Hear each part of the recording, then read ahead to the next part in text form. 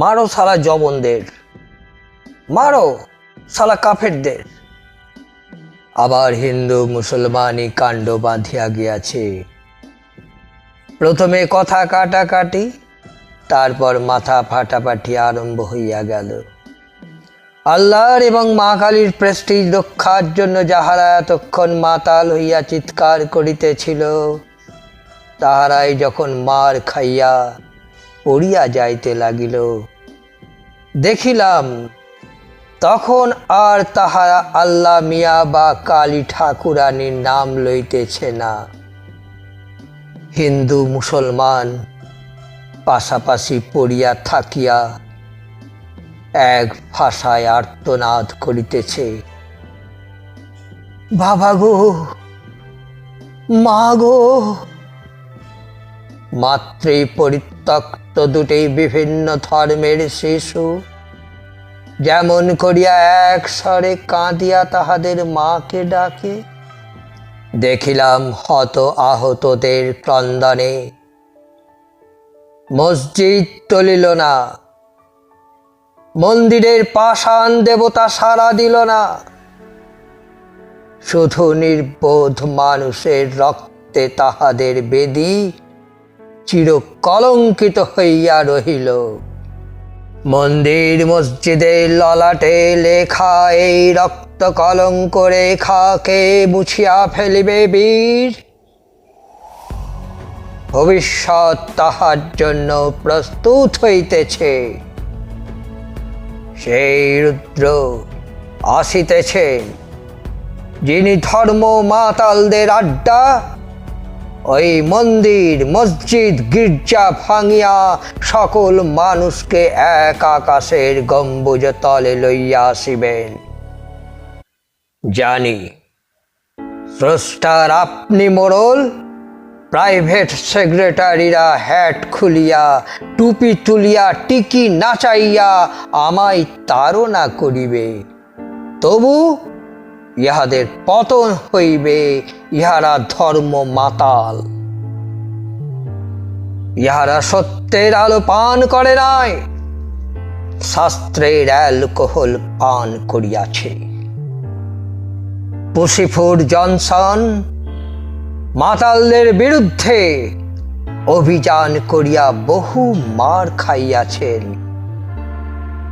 মুহাম্মদকে যাহারা মারিয়াছিল, ঈসা মুসাকে যেসব ধর্ম মাতাল প্রহার করিয়াছিল, তাহাদেরই বংশধর আবার মারিতেছে মানুষকে, ঈসা মুসা মোহাম্মদের মতো মানুষকে। যেসব অবতার পয়গম্বর মানুষের মার হইতে মানুষকে বাঁচাইতে আসিয়া মানুষের মার খাইয়া গেলেন, তাহারা আজ কোথায়? মানুষের কল্যাণের জন্য আসিয়াছিলেন যাহারা, তাহাদেরই মাতাল পশু শিষ্যেরা আজ মানুষের সর্ব অকল্যাণের হেতু হইয়া উঠিল। যিনি সকল মানুষের দেবতা, তিনি আজ মন্দিরের কারাগারে, মসজিদের জিন্দানখানায়, গির্জার গাউলে বন্দী। মোল্লা পুরুত, পাদ্রী ভিক্ষু জেল ওয়ার্ডের মতো তাহাকে পাহারা দিতেছে। আজ শয়তান বসিয়াছে স্রষ্টার সিংহাসনে। এক স্থানে দেখিলাম ৪৯ জন ভদ্র অভদ্র হিন্দু মিলিয়া একজন শীর্ণকায় মুসলমান মজুরকে নির্মমভাবে প্রহার করিতেছে। আরেক স্থানে দেখিলাম প্রায় ওই সংখ্যক মুসলমান মিলিয়া একজন দুর্বল হিন্দুকে পশুর মতো মারিতেছে। দুই পশুর হাতে মার খাইতেছে দুর্বল অসহায় মানুষ। ইহারা মানুষকে মারিতেছে যেমন করিয়া বুড়ো জঙ্গলি বর্বরেরা শূকরকে খোঁচাইয়া মারে। উহাদের মুখের দিকে তাকাইয়া দেখিলাম উহাদের প্রত্যেকের মুখ শয়তানের চেয়েও বিভৎস। শূকরের চেয়েও কুৎসিত, হিংসায় কদর্যতায় উহাদের গাত্রে অনন্ত নরকের দুর্গন্ধ। উহাদের দুই দলেরই নেতা একজন, তাহার আসল নাম শয়তান। সে নাম হারাইয়া, কখনো টুপি পরিয়া, বড় দাড়ি লাগাইয়া মুসলমানদের খেপাইয়া আসিতেছে, কখনো পরটিকি বাঁধিয়া হিন্দুদের লেলাইয়া দিতেছে। সেই আবার গোরা সিপাই গুর্খা সিপাই হইয়া হিন্দু মুসলমানদের গুলি মারিতেছে। উহার লেজ সমুদ্র পাড়ে গিয়া ঠেকিয়াছে, উহার মুখ সমুদ্র পাড়ের বুনো বাঁদরের মতো লাল। দেখিলাম আল্লাহর মসজিদ, আল্লাহ আসিয়া রক্ষা করিলেন না। মা কালীর মন্দির, কালী আসিয়া আগলাইলেন না। মন্দিরের চূড়া ভাঙিল, মসজিদের গম্বুজ টুটিল, আল্লাহর এবং কালীর কোনো সারা শব্দ পাওয়া গেল না। আকাশ হইতে বজ্রাঘাত হইল না মুসলমানদের শিরে, আবাবিলের প্রস্তর বৃষ্টি হইল না হিন্দুদের মাথার উপর। এই গোলমালের মধ্যে কতকগুলি হিন্দু ছেলে আসিয়া গোপদাড়ি কামানো দাঙ্গায় হত খায়রু মিয়াকে হিন্দু মনে করিয়া বল হরি হরি বল বলিয়া শ্মশানে পুড়াইতে লইয়া গেল।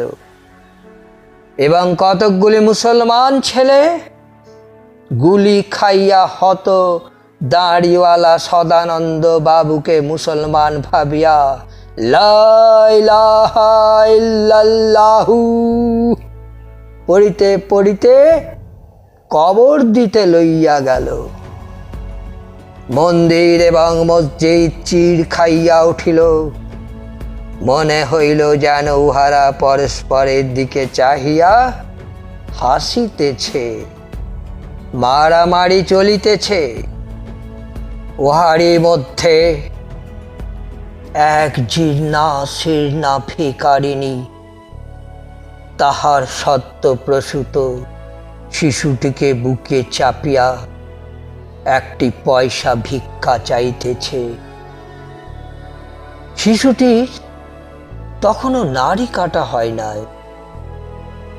অসহায় ক্ষীণ কণ্ঠে সে যেন এই দুঃখের পৃথিবীতে আসার প্রতিবাদ করিতেছিল। ভিখারিণী বলিল, বাচ্চাকে আমার একটু দুধ দিতে পারছে না বাবু? এই মাত্র এসেছে বাছা আমার, আমার বুকে এক ফোঁটা দুধ নেই।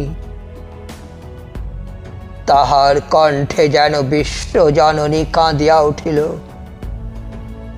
পাশের একটি বাবু বেশ একটু ইঙ্গিত করিয়া বিদ্রুপের স্বরে বলিয়া উঠিল, বাবা, এই তো চেহারা, এক ফোঁটা রক্ত নেই শরীরে, তবু ছেলে হওয়া চায়।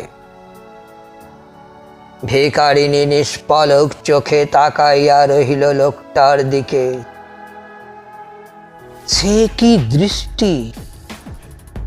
চোখ দুটো তার যেন তারার মতো জ্বলিতে লাগিল। ও যেন নিখিল হতভাগিনী নারীর জিজ্ঞাসা। এমনি করিয়া নির্বাক চোখে তাহারা তাকাইয়া থাকিয়াছে তাহারই দিকে, যে তাহার সর্বনাশ করিয়াছে। আমি যেন তার দৃষ্টির অর্থ বুঝিতে পারিলাম। সে বলিতে চায়, পেটের ক্ষুধা এত প্রচণ্ড বলিয়া একটু দেহ বিক্রি করিয়াও সে ক্ষুধা মিটাইতে হয়। যে লোকটি বিদ্রুপ করিল সেই হয়তো ওই শিশুর গোপন পিতা। সে না হয় তারই একজন আত্মীয় স্বজন, বন্ধু, অথবা তাহারই মতো মানুষ একজন, ওই শিশুর জন্মদাতা। ওই যে এক আকাশ তারা, উহারা ইহারই মতো দুর্ভাগিনী ভিখারিনীদের চোখ অনন্তকাল ধরিয়া ভোগতৃপ্ত বিশ্ববাসীকে কি যেন জিজ্ঞাসা করিতেছে। 3 দিন পর আবার দেখিলাম পথে দাঁড়াইয়া সেই ভিখারিনী। এবার তাহার বক্ষ শূন্য, চক্ষু তাহার শূন্য। যেদিন শিশু ছিল তার বুকে, সেদিন চক্ষে তার দেখিয়াছিলাম বিশ্বমাতার মমতা। অনন্ত নারীর করুণা সেদিন পুঞ্জীভূত হইয়া উঠিয়াছিল তাহার চোখের তারায়। তাই সে সেদিন অমন সিক্ত কাতর কণ্ঠে ভিক্ষা চাইতেছিল। আজ তাহার মনের মা বুঝিবা মরিয়া গিয়াছে তাহার শিশুর সাথে। আজও সে ভিক্ষা চাইতেছে, কিন্তু আর সে কাতরতা নাই তাহার কণ্ঠে। আজ যেন সে চাহিবার জন্যই চাহিতেছে। আমায় সে চিনিল। আমি সেদিন তাহাকে আমার ট্রাম ভাড়ার পয়সা 6টি দিয়াছিলাম। ভিখারিনীর শুষ্ক চক্ষে হঠাৎ অশ্রুপুঞ্জ দুলিয়া উঠিল। আমি জিজ্ঞাসা করিলাম, তোর ছেলে কোথায়? সে ঊর্ধ্বে অঙ্গুলি নির্দেশ করিয়া দেখাইল। তাহার পর একটু থামিয়া আমায় বলিল, বাবু, আমার সাথে একটু আসবে? আমি সাথে সাথে চলিলাম। পথের ধারে কৃষ্ণচূড়ার গাছ, তারই পাশে ডাস্টবিন। শহরের যত আবর্জনা জমা হয়ে ওই ডাস্টবিনে। আমি শিহরিয়া উঠিলাম। ভিখারিনী ডাস্টবিনের অনেকগুলো আবর্জনা তুলিয়া, ময়লা ন্যাকড়া জড়ানো কি একটা যেন তুলিয়া লইয়া, জাদু আমার, সোনা আমার বলিয়া উন্মাদিনীর মতো চুমা খাইতে লাগিল। এই তাহার খোকন, এই তাহার জাদু, এই তাহার সোনা। ভিখারিনী ইহার পর কিছুক্ষণ স্তব্ধ হইয়া রইল। তাহার পর শিশুটিকে আবার ডাস্টবিনে নিক্ষেপ করিয়া বলিতে লাগিল, বাবু, ওই পয়সা কয়টি দিয়ে সেদিন একটা খারাপ হয়ে যাওয়া বার্লির টিন কিনেছিল। এই কয়দিন ছেলেটাকে দিয়েছি ঠান্ডা জলে গুলে শুধু ওই পচা বার্লি। আমিও খেয়েছি একটু করে। যদি আমার বুকে দুধ আসে। দুধ এলো না। এই হাড় চামড়ার শরীরে 1 ফোঁটা দুধ পেলে না বাছা আমার এই 3 দিনের মধ্যে। শেষে আর বার্লিও দিতে পারলুম না। আজ সে চলে গেল। ভালোই হয়েছে। বাছা আমার এবার খুব বড় লোকের ঘরে জন্মায় যেন। একটু পেটে দুধ খেয়ে বাঁচবে। চলে গেল ভিখারিনী আবার ভিক্ষা মাগতে।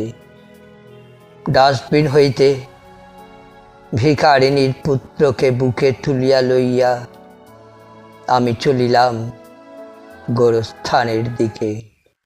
কাল এমনি করিয়া প্রতি বৎসর বাংলার 10 লক্ষ সন্তানের মরা লাশ বুকে ধরিয়া চলিতেছে শ্মশানের পানে, গোরস্থানের পথে। যাইতে যাইতে দেখিলাম সেদিনও মন্দির আর মসজিদের ইট পাথরের স্তূপ লইয়া হিন্দু মুসলমান সমানে কাটাকাটি করিতেছে। শিশুর লাশ কোলে আমি বহুক্ষণ সেখানে দাঁড়াইয়া রইলাম। শিশুর লাশ যেন একটা প্রতিকার প্রার্থনা, একটা কৈফিয়ত তলবের মতো দেখাইতে লাগিল ধর্ম মদান্ধদের। তখন শিশুর লাশের দিকে তাকাইয়া দেখিবার অবসর ছিল না। তাহারা তখন ইট পাথর লইয়া বিভৎস মাতলামি শুরু করিয়া দিয়াছে। এমনি করিয়া যুগে যুগে ইহারা মানুষকে অবহেলা করিয়া ইট পাথর লইয়া মাতামাতি করিয়াছে। মানুষ মারিয়া ইট পাথর বাঁচাইয়াছে। বৎসরের পর বৎসর ধরিয়া বঙ্গজননী তাহার 10 লক্ষ অনাহার জীর্ণ রোগ শীর্ণ অকাল মৃত সন্তানের লাশ লইয়া ইহাদের পাশ দিয়া চলিয়া যাইতেছেন। ইহাদের ভ্রুক্ষেপ নাই। ইহারা মানুষের চেয়ে ইট পাথরকে বেশি পবিত্র মনে করে। ইহারা ইট পূজা করে, ইহারা পাথর পূজারী। ভূতে পাওয়ার মতো ইহাদের মন্দিরে পাইয়াছে, ইহাদের মসজিদে পাইয়াছে। ইহাদের বহু দুঃখ ভোগ করিতে হইবে। যে 10 লক্ষ মানুষ প্রতি বৎসর মরিতেছে শুধু বাংলায়, তাহারা শুধু হিন্দু নয়, তাহারা শুধু মুসলমান নয়, তাহারা মানুষ, স্রষ্টার প্রিয় সৃষ্টি। মানুষের কল্যাণের জন্য ওই সব ভজনালয়ের সৃষ্টি। ভজনালয়ের মঙ্গলের জন্য মানুষ সৃষ্ট হয় নাই। আজ যদি আমাদের মাতলামির তরুণ ওই ভজনালয় মানুষের অকল্যাণের হেতু হইয়া ওঠে, যাহার হওয়া উচিত ছিল স্বর্গ মর্তের সেতু, তবে ভাঙিয়া ফেলো ওই মন্দির মসজিদ। সকল মানুষ হাসিয়া দাঁড়াইয়া বাসুক এক আকাশের ছত্রতলে, এক চন্দ্র সূর্য তারা জ্বালা মহামন্দিরের আঙিনা তলে।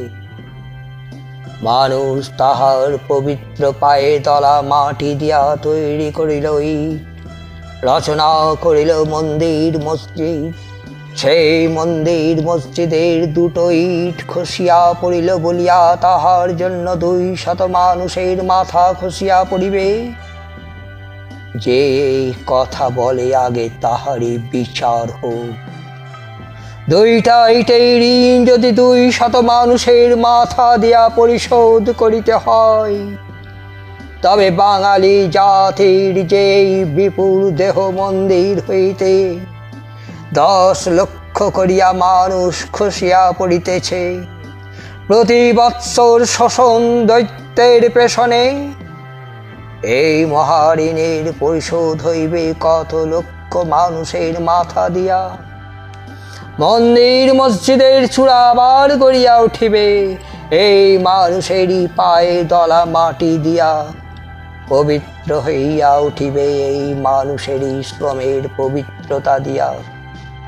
শুধু তাহারাই আর ফিরিয়া আসিবে না, যাহারা পাইল না একটু আলো, একটু বাতাস, 1 ফোঁটা ওষুধ, 2 চামচ জল, বার্লি, যাহারা তিলে তিলে মরিয়া জাতির হৃদয়হীনতার প্রায়শ্চিত্ত করিতেছে, যাহাদের মৃত্যুর মধ্য দিয়া সমগ্র জাতি মরিতেছে তিলে তিলে। আমি ভাবি, যখন রোগ শীর্ণ, জরা জীর্ণ, অনাহার ক্লিষ্ট, বিবস্ত্র বুভুক্ষু সর্বহারা ভুকারীদের 10 লক্ষ করিয়া লাশ দিনের পর দিন ধরিয়া ওই মন্দির মসজিদের পাশ দিয়া চলিয়া যায়। তখন খসিয়া পড়ে না কেন মানুষের ওই নিরর্থক ভজনালয়গুলো? কেন সেই ভূমিকম্প আসে না পৃথিবীতে? কেন আসে না সেই রুদ্র, যিনি মানুষ সমাজের শিয়াল কুকুরের আড্ডা ওই ভজনালয়গুলো ফেলবেন গুড়িয়ে, দেবেন মানুষের ট্রেডমার্কার চিহ্ন ওই টিকি টুপিগুলো উড়িয়ে? মন্দির মসজিদের সামনে বাজনা বাজাইলে হয় তাহার প্রতিকার, আসে তার জন্য মুদ্রা হাজার হাজার, আসে তার জন্য ছাপ্পার ফুরিয়া নেতার দল, গো ভাগাড়ে শকুনি পড়ার মতো শুধু 10 লক্ষ লাশের আর প্রতিকার হইল না। মানুষের পশু প্রবৃত্তি সুবিধা লইয়া ধর্মমদান্ধদের না চাইয়া কত কাপুরুষই না আজ মহাপুরুষ হইয়া গেল। সকল কালে সকল দেশে সকল লাভ লোভকে জয় করিয়াছে তরুণ। ওগো বাংলার তরুণের দল, ওগো আমার আগুন খেলার নির্ভীক ভাইরা, ওই 10 লক্ষ অকাল মৃতের লাশ তোমাদের দুয়ারে দাঁড়াইয়া তারা প্রতিকার চায়। তোমরা ওই শকুনির দলের নও, তোমরা আগুনের শিখা, তোমাদের জাতি নয়। তোমরা আলো, তোমরা গানের, তোমরা কল্যাণে, তোমরা বাহিরে এসো। এই দুর্দিনে তারাও ওই গো ভাগাড়ে পড়া শকুনি দলকে। আমি শুনিতেছি মসজিদের আজান আর মন্দিরের শঙ্খধ্বনি, তাহা একসাথে উত্থিত হইতেছে ঊর্ধ্বে স্রষ্টার সিংহাসনের পানে। আমি দেখিতেছি সারা আকাশ যেন খুশি হইয়া উঠিতেছে।